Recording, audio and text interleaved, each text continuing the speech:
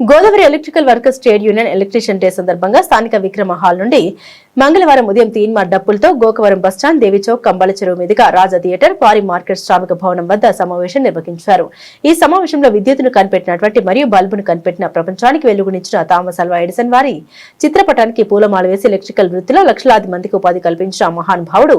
అలాగే ఆంధ్రప్రదేశ్ లో ఉన్నటువంటి ఎలక్ట్రికల్ వర్కర్లు భవన నిర్మాణ కార్డు ఉండి దిక్కుతోచని పరిస్థితిలో ఉన్నారని, కాబట్టి కార్మిక శాఖ మంత్రి వాసంశెట్టి సుభాష్ జనవరి సంక్రాంతి కానుకగా భవన నిర్మాణ కార్మికులందరికీ 3 బెనిఫిట్స్ విడుదల చేస్తామన్నారు. వరల్డ్ లోనే ఎలాయ్ కండక్టర్స్ ఏవైతే ఉన్నాయో దానిలో నెంబర్ 1 అండి. ప్రెసెంట్ వీళ్ళు ఇండియాలోకి వచ్చేటప్పటికి డొమెస్టిక్ వైర్ మన దగ్గర లేదు. సో వీరు యూనిఫ్లెక్స్ అనే కేబుల్ ని 2008లో టేక్ ఓవర్ చేసుకొని మనం కేబుల్స్ లో ఎంటర్ అయ్యామండి, డొమెస్టిక్ కేబుల్స్ లోకి. సో వస్తూ ఏం చేసామంటే జనరల్ గా ఉన్న ఏదైతే నార్మల్ వైర్స్ ఏవైతే ఉన్నాయో దీనికి భిన్నంగా ఈ బీమ్ టెక్నాలజీ వైర్స్ మనం లాంచ్ చేయడం జరిగింది. ఈ బీమ్ టెక్నాలజీ వల్ల వచ్చే అడ్వాంటేజ్ ఏంటంటే ఇప్పుడు నార్మల్ వైర్ ఏదైతే ఉంటుందో అది హీట్ రెసిస్టెంట్ 70 డిగ్రీస్ తట్టుకుంటుంది. సో మన వైర్ వచ్చేటప్పటికి దీన్ని ఇంక్రీజ్ చేసామండి. ఎలా అంటే నార్మల్ వైర్ 70 డిగ్రీస్ తట్టుకుంటే మనది 105 డిగ్రీస్ నుంచి 120 డిగ్రీస్ తట్టుకుంటుంది. ఒకటండి ఈ బీమ్ టెక్నాలజీ వల్ల వచ్చే advantages. First of all heat resistant 70 degrees to 105 degrees. అలాగే లైఫ్ అండి, జనరల్ గా ఏ నార్మల్ వైర్ ఏదైనా కూడా లైఫ్ అనేది 25 ఇయర్స్ వస్తుంది. ఇది 50 ఇయర్స్ టు 70 ఇయర్స్ లైఫ్ వస్తుందండి. ఇది లాంగ్ రన్ లో మీకు మళ్ళీ వైర్ రెన్యువేషన్ కాకుండా 50 ఇయర్స్ వరకు మనం కంపల్సరీగా వాడుకోవచ్చు. మందికి ఉపాధి కల్పిస్తుందండి. దీనికి నిజంగా థామస్ అల్వా ఎడిసన్ గారికి నిజంగా మనకి ధన్యవాదాలు తెలుసుకుంటున్నామండి. అలాగే Godavari electrical workers trade union సభ్యులకి ఈ సంవత్సరంలో ఇప్పటికీ ఈఎస్ఐ 120 మందికి చేసామండి. అది నిజంగా మొట్టమొదటిగా ఆంధ్రప్రదేశ్లో ఈఎస్ఐ అనేది మన యూనియన్ ద్వారా మొదలైందండి. మన యూనియన్ ద్వారానే ఈఎస్ఐ మొదలైంది. మొదటి విడతలో మనం 120 మంది చేయించామండి. అలాగే ఇంచుమించు మన సభ్యులు 800 ఉన్నారండి. వాళ్ళు కూడా ఈ ఈఎస్ఐని సద్వినియోగపరచుకోవాల్సిందిగా కోరుతున్నాము. అలాగే మనకి పిఎఫ్ కూడా శాంక్షన్ అయిందండి. ఆ పిఎఫ్ కూడా ఈ నెక్స్ట్ మంత్ నుంచి మేము మొదలు పెడుతున్నాము. ఎవరైతే ఇంట్రెస్ట్ ఉన్నారో వాళ్ళు పేరు నమోదు చేసుకోవాల్సిందిగా కోరుతున్నాము. ప్రతి ఒక్కరికి ఎలక్ట్రిసిటీ శుభాకాంక్షలు. కనిపెట్టి ఎలక్ట్రికల్ సోదరులు కొన్ని లక్షల మందిని తయారు చేసిన మహోన్నత వ్యక్తి థామస్ అల్వాని సందర్భంగా మనం చేస్తున్నాం. ఈ రోజున ఎన్నో సంవత్సరాల నుంచి అలాగా భవన నిర్మాణ కార్మికుల రూపంలో వెళ్తున్నటువంటి ఒక ఎలక్ట్రీషియన్స్ ఈ రోజు పరిస్థితి ఎంత దయనీయంగా ఉన్నది అంటే, ఒక పక్క వెలుతురు వచ్చిందని ఆనందం ఉంది, మా గుండెల్లో మా మనసులో చీకటి రాజ్యం ఏలుతున్నది అది కూడా ఉన్నది. ఎందువల్లంటే మేము ఎన్నోసార్లు ఎన్నో వేదన అధికారులకు ప్రజాప్రతినిధులకు కన్నీటి బాధలు ఇప్పించాం.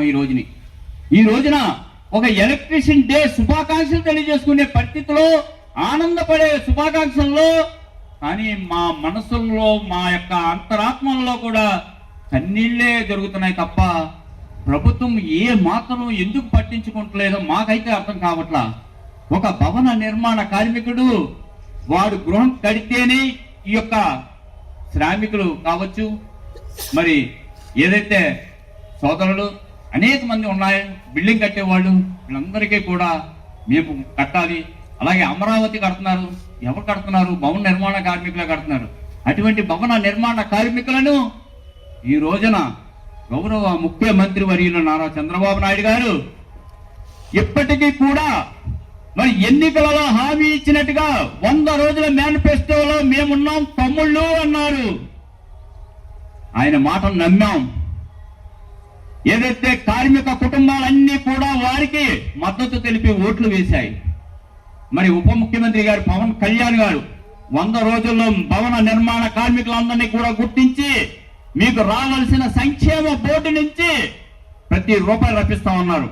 2 సంవత్సరాలు అయింది, ఈ రోజుకి వచ్చి 1 రూపాయి కూడా పరిగణలో తీసుకురాలేదు. మరి వాసంశెట్టి సుభాష్ గారు కార్మిక శాఖ మంత్రి వర్యులు 2 సంవత్సరాలు అయింది ఆయన పదవి తీసుకొని.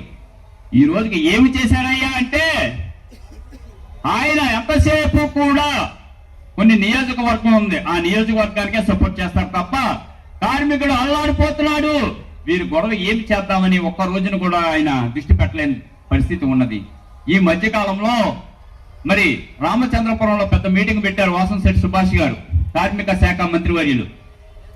తమ్ముళ్ళు మీరు ఉండండి, మేమున్నాం, పైనుంచి ఆజ్ఞ వస్తుంది, పండక్కల్లా పండక్కి సంక్రాంతి వచ్చేస్తున్నాం 3 పథకాలు ఇస్తున్నాం, మూడు అన్నారు.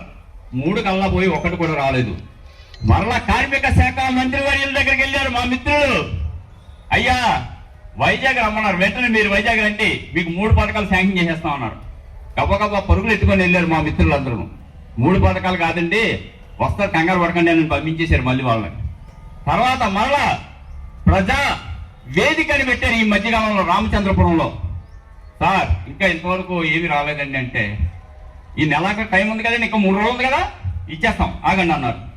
అయ్యా ఏం సార్ ఇది, కార్మిక శాఖ డిపార్ట్మెంటు నిద్ర మత్తులో ఉన్నది. మీరు ప్రతి విషయాన్ని కూడా ఒక శ్రామికులు అంటే అంత ఈజీగా అయిపోయింది అనుకుంటున్నాను. అలాగే మరి ఈ శ్రమ పెట్టారు 2022 స్టాప్, మీ ఫైనల్ అయిపోయింది, మీ అంకె అయిపోయింది అంటే మొదలు పెట్టేశారు. కార్మికులు ఆఫీసర్లు ఎందుకు పనిచేస్తున్నారా అంటే, మీరిచ్చే సులోచన, మీరిచ్చే ఆలోచన కార్మికులు మోసం చేయడానికే మాత్రమే చేస్తున్నారని సందర్భంగా మనం చేస్తున్నా.